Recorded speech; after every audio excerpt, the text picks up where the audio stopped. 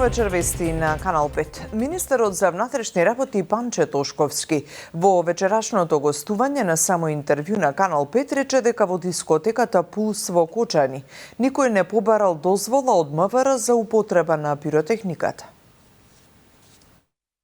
Министерството за внатрешни работи согласно оперативен план или согласно проценка која што треба да биде извршена, врши контроли во рамки на угостителски објекти од аспект на надлежностите кои што му се утврдени согласно закон и согласно стандардни оперативни процедури. Во случај на вршење на ваков тип на проверки од аспект на малолетници, дали ги има или ги нема во рамки на локалот, нема изречно утврдена одредба во рамки на законска регулатива дека полициските службеници внатре влегуваат, престанува со функционирање објектот, излегуваат од објектот луѓето кои што се во објектот и така натаму и така натаму. Има услови врз основа на кои што Министерството за внатрешни работи може да превземе таков тип на действие, но пак ќе повторам, значи не сакам да зборувам во детали за предметниот кривично правен настан. За брзо ќе можеме да ги изнесеме сите факти кои што се од интерес за јавноста. Не сум запознаен со таков факт дека некогаш е казната дискотеката за употреба на нелегална пиротехника. Но факт е дека законските одредби предвидуваат за да Министерството за внатрешни работи издаде одобрение, согласност и така натаму, мора првен некој да го побара. Во конкретната ситуација барање не е доставено од страна на никого, ниту од страна на оние кои што ги употребиле, ниту од страна на менаџерите на клубот. Во рамките на законскиот рок од 90 дена, обвинителството планира да ја заврши истрагата за пожарот во дискотеката Пулс во Кочани, во кој загинаа 62 лица. Државниот обвинител Љупчо Коцевски во интервју за Алсат рече дека со интензитетот на работата на 13 обвинители, истрагата би била завршена навремено, односно до 17 јуни. За сега останува кривичното дело, тешки дела против општата сигурност, но и не ја исклучи ниту можноста од проширување на истрагата со други осомничени. На крај на истрагата ќе се донесе јавно обвинителска одлука, односно обвинение, и токму во тоа обвинение ќе биде образложено секое действие на секој потенцијален обвинет. До сега од она што се утврди во истрагата, води кон тоа дека се уште јавните обвинители сметаат дека во овој случај постои кривично дело што е поставено уште на почеток. До последниот ден може да се очекува проширување на нови лица кои евентуално може да бидат осомничени, потоа и обвинети. Значи, истрагата сега се води, се преземаат низа действија, се сослушуваат сведоци, се собираат материјални докази и доколку има евентуално вклучени и други лица. Секако дека ќе биде проширена истрагата и на тие лица. До сега со истрагата се офатени вкупно 59 осомничени лица, од нив 19 се во ефективен притвор. Меѓу нив се сопственикот на дискотеката Пулс Дејан Јованов Деко, екс-министерот за економија Крешник Бектеши и екс-директорот на ДЗС Шабан Салију. 13 лица се во куќен притвор со мерка за претпазливост, забрана за комуникација. Истражните действија продолжуваат, велат од обвинителството, а првични резултати од вештачењата се очекуваат наскоро. Минималец од 500 евра, повисоки плати за 100 евра за сите работници, но и почитување на колективните договори и работничките права побараа на собраните граѓани и синдикалци кои присуствуваа на првомајскиот протест во организација на синдикатот. То со транспаренти, враце и гласна музика. Нивниот марш го продолжија кон собранието. Таму Трендафилов го повтори барањето за измени на законот за минимална плата и побара од присутните да го свртат грбот кон собранието. Денеска на оваа страна од барикадите сме ние кои бараме достоинствена плата за достоинствена работа, од другата страна на барикадите се тие кои уживаат привилегии. Ве молам, макар и символично, да им го завртите сите грбот како што им го вртам ја, за да почувствуваат како е кога работник ќе ви заврти грб. Овие се газди без кишпењаци кои што 30 години ни ја пијат крвта со памукче и на кои што 500 евра за нас е многу, а сега у Грчка на викенд 5000 евра им се малку. Ова не е за уа, ова е за секој ден, цел ден да сме тука на улица додека не ни покачат плата. А на новинарско прашање со став за денешните протести на ССМ излегува од владеачката ВМРО-ДПМН. Од партијата кажаа дека ВМРО-ДПМН ги поддржува и уважува работничките права, но не го поддржува и не го уважува политичкото водство на синдикатите. Кога Трендафилов говори за платите на политичарите, добро е да ги спомени и платите на синдикалците. Тој лично зема 75.000 денари месечно од истите тие работници, а неговите колеги дури до 130.000 денари. Како очекуваме Трендафилов да ги разбере работниците? Да објасни во кој дел сочувствува со позицијата на работниците кога земаат плати над 2000 евра? И како тоа неговите ставови се исти како и тие на СДС, Левица и ДУИ? А традиционално денеска се запалија и првомајските скари.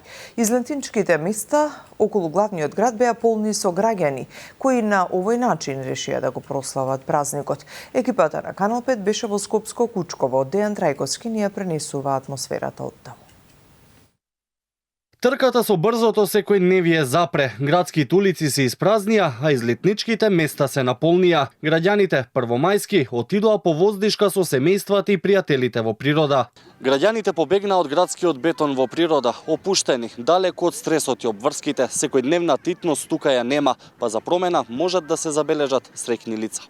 Од растрчани деца по природната убавина на Скопско Кучково до гласна музика и гласни разговори и смеење. Сето тоа проследено со традиционалната скара која од секаде мириса и која е неизоставен дел од ваквите собири.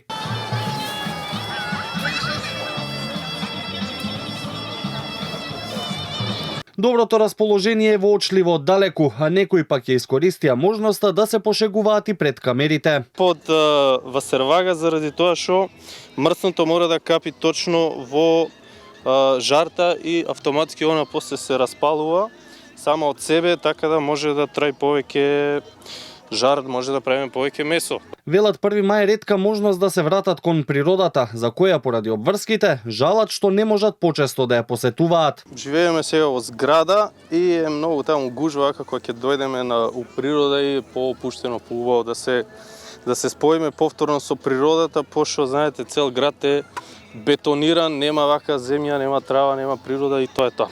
А и невообичаено за повеќето помлади генерации денеска затекнавме и кампери. Васко, Маријан и Иринеј синоќа дошле со својот шатор во Кучково, сосема спонтано на нивното прво кампување во природа. 6 сат дојдовме, го почнавме шаторот, мислам 1 сат ни требаше да склопиме се тоа, си направивме оганче, си седнавме, дружба, пиење и уживање искрено, баш убаво. Ова тога се беше спонтано, се беше само јас имам шатор, јас имам скара, јас имам пиво, ја имам ова, ја имам она.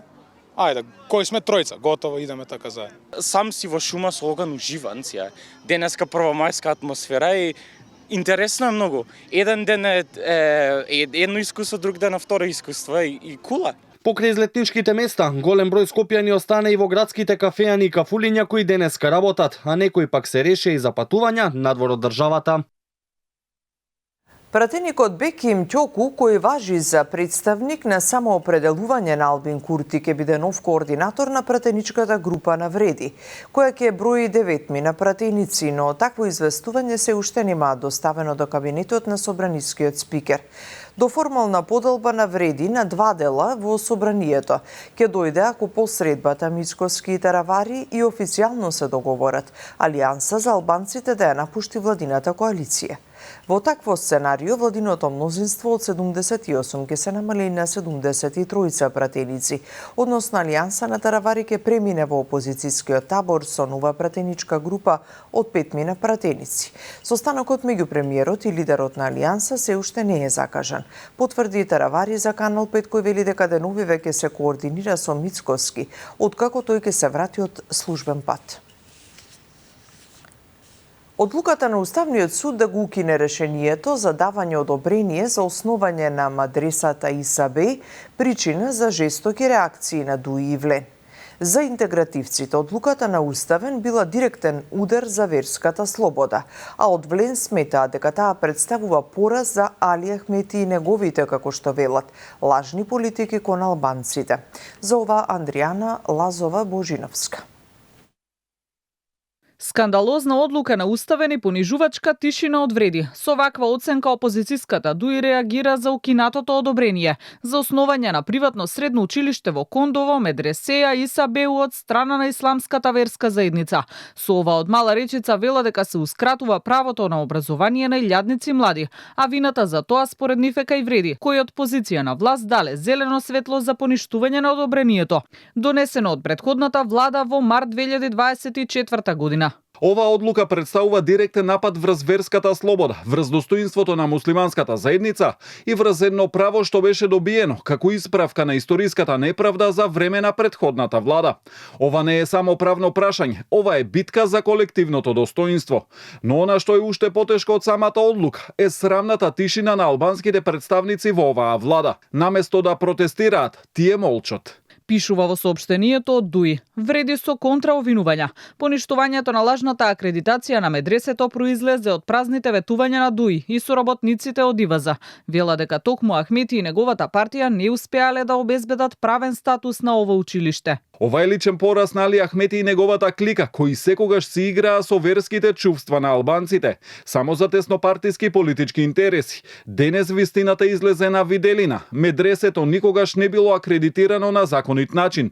ДУИ ја користеше во предизборни кампањи, исто како што ги користи сите символи, чувства и потреби на албанците, за да ги изманипулира. Ние работиме на решение, преку кое ова прашање конечно ќе биде затворено, далеку од манипулациите на минатото и блиску до правдата што ја заслужуваат албанците. Велат одвреди. За одлуката на Уставен се огласија и од ИВАЗа, откаде вела дека веста за поништување на одобрението ја примиле со длабока загриженост, бидејќи се работело за дискриминација на учениците, но најавуваа дека не се откажуваат од патот до правниот статус на гимназијата. Оценката на Уставниот суд беше дадена на вчерашната седница, каде што беше констатирано дека одлуката на владата да ја дозволи на ИВАЗа да основа гимназија е незаконита и неуставна.